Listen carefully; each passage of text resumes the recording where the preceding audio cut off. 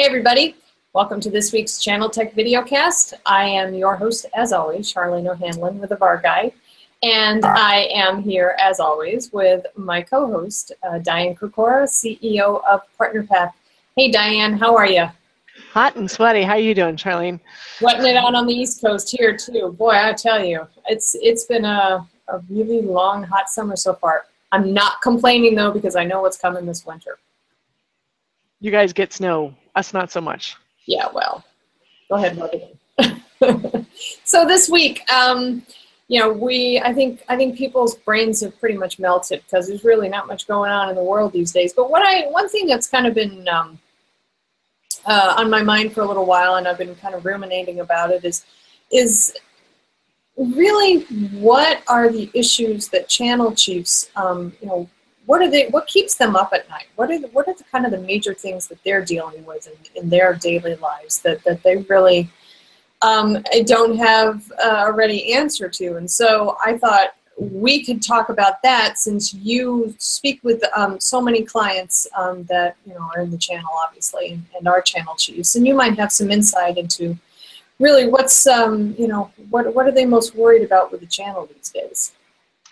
Yeah, absolutely, and we've been actually asking this question since we're about to start some research for the end of the year into the beginning of the year. And really we're coming up, and I hate to have 5 themes, but there are 5 kind of particular theories or themes that we've been seeing. And the first one that is really on top of mind is helping partners drive demand in kind of this new world of digital marketing and inbound marketing, and kind of that way, instead of calls or webinars or physical seminars, really helping the partners drive demand seems to be the #1 thing that is keeping them awake at night.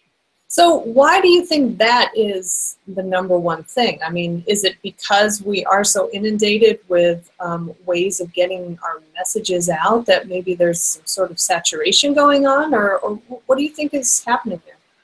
Well, I think there's a couple of things playing on.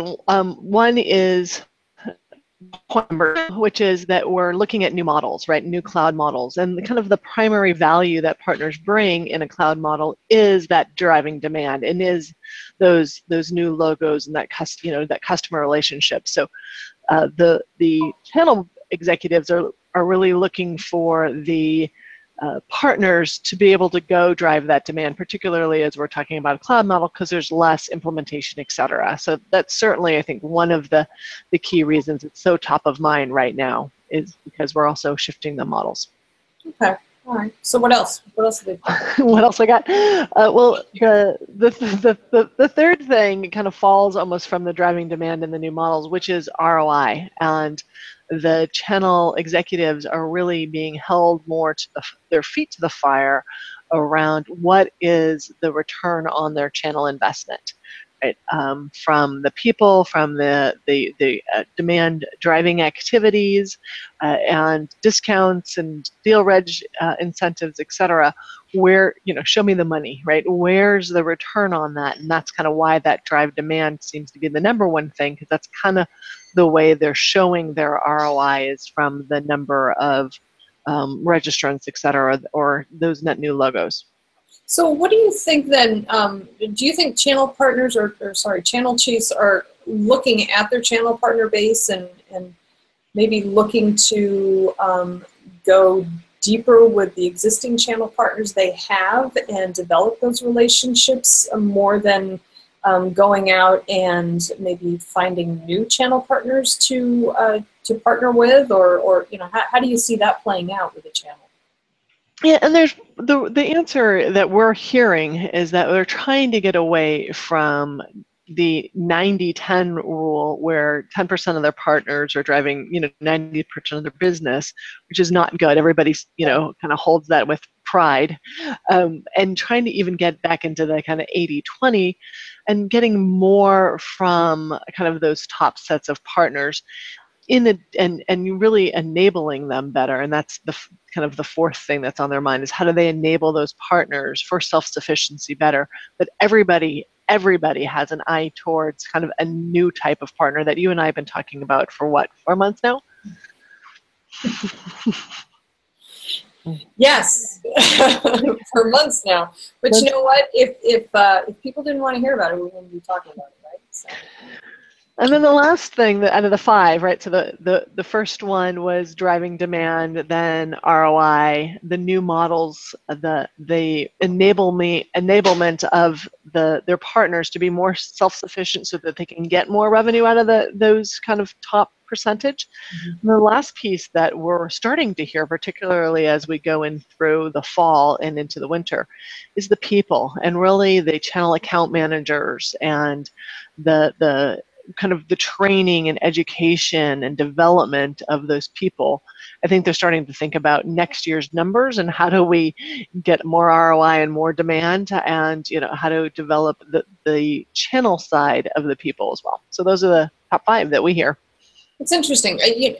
You kind of, that actually could be a whole other discussion that we could have on the kind of the renaissance of the channel account managers. I mean, what do they have to bring to the table these days to lift up their channel partners and also advance their company? So maybe we keep that on tap for another conversation. But that's really interesting. The topics, those 5 areas make a whole lot of sense. That they would be the things that are keeping channel chiefs up at night. But it doesn't sound like it really changes that much from year to year. Well, I think the new things that we're seeing this year, and more specifically throughout 2015, we've really seen this kind of quest for driving demand, and a lot more of the channel chiefs are worried about how do they get their partners to be self-sufficient, to drive demand, to see those net new logos. Where it used to be more technical enablement, making sure they're skilled, making sure the customers are satisfied with the implementation, really seeing that pendulum shift more towards the front end or the top of the funnel, just around having to produce the revenue number. And I think that also has to do with the kind of the shift in the model to a subscription-based model. So that includes the sales, the marketing, the lead generation, and all that stuff that normally vendors have traditionally offered their channel partners? Right, and the channel partners have traditionally made those sales through the relationships, and they've done those breakfasts, those roundtable breakfasts to bring in potential customers, or had their referrals going on. But it's kind of a new world order around content marketing and Twitter and LinkedIn campaigns, etc., to really kind of use the digital age to reach consumers as they're going through kind of a shift in their buying behaviors. So maybe 2016 is the year of the marketer then. Just a thought. We're seeing a dearth of channel marketing talent out there. Everybody I know is looking for a channel marketing director. So if you are one who's looking for a job, call me, because I have about 12 clients looking for you right now. Good to know. Good to know. You heard it here, folks. Great. Well, these topics are, like I said before, they don't really seem to be changing much from year to year, but there is there's this underlying theme that doesn't change, but maybe what's kind of laying on top does change from year to year, and it's a conversation that's ongoing, and I'm sure it's a conversation that we're going to have at our Channel Directions live event, which is happening in 2 weeks, I believe. It's September 28th through the 30th in Tampa. So hopefully you guys know about it, and if you don't, you can always go to channeldirectionslive.com and check it out. Diane is going to be one of our esteemed speakers. I'll be on stage as well, and going to have some great conversations there. Yeah, looking forward to it. Good, good. I'm looking forward to it as well. When we're always looking forward to hearing what you guys have to say about our conversations here during the ChannelTech VideoCast, as well as ideas for upcoming topics of conversation. So please feel free to use that comment box below and let us know what you think, and we'd love to hear from you. Also, you can submit your comments to the PartnerPath website, which is www.partnerpath.com. partner-path.com. And I'm sure Diane and her lovely marketing person, Amanda, would be happy to get back to you with whatever needs you guys have. But for now, I would like to thank you for joining us. As always, thank you, Diane, for taking the few minutes and talking with me this week. Always a pleasure. Keep cool over there. Yeah, you too. You too. And until next week, this is Charlene O'Hanlon signing off. Thanks.